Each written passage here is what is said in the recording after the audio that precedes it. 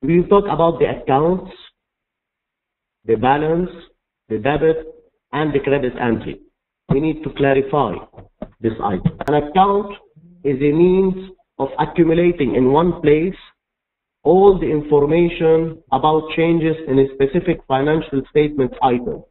So any specific financial statement item is kept as an account by itself, such as a particular asset or liability. For example, the cash account provides a company's current cash balance, actually as it is.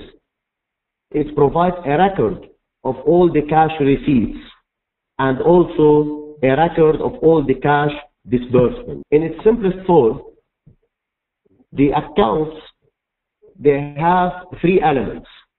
As you will see, the elements in each account, they start with a title of the account.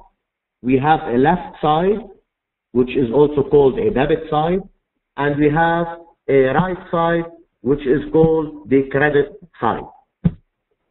Debits and credits are amounts recorded to the left and to the right side.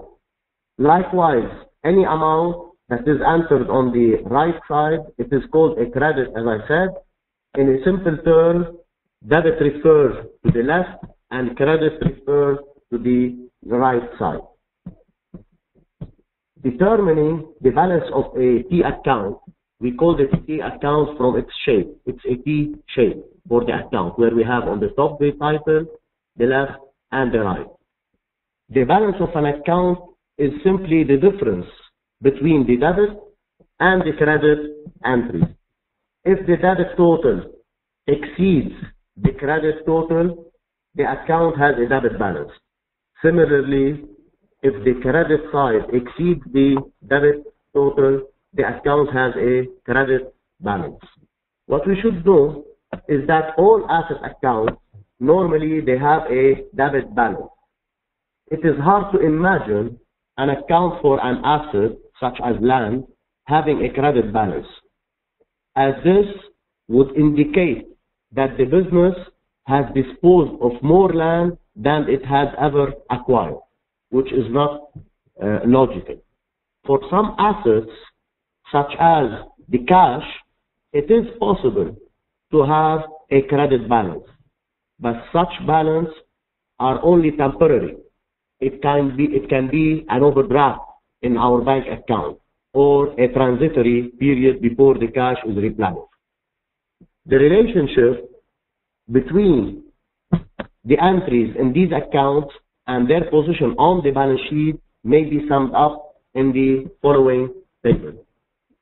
Asset accounts, normally they have debit balances. Thus, increases whenever we have purchased an asset, so we have more assets. This increase in the asset will be recorded by a debit. And whenever we have disposed of assets, whenever we have sold some assets, this will be recorded as a credit, and accordingly our asset will decrease. On the liability side, as we said, normally the liabilities and the owner's equity, they always have a credit balance.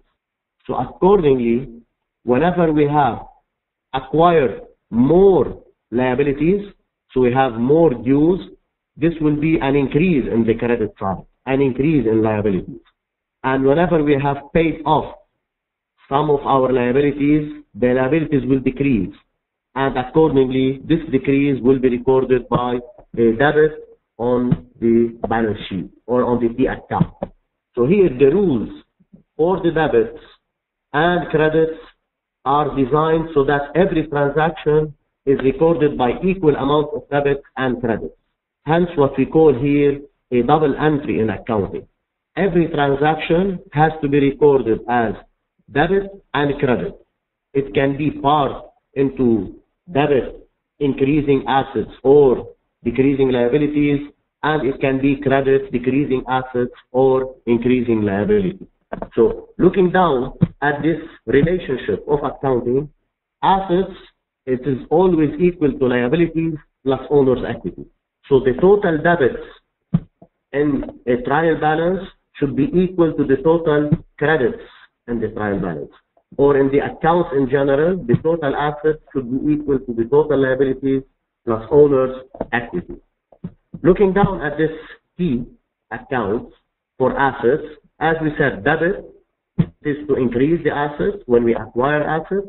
Credit on the asset account, on the asset T account, it's simply a decrease in the assets.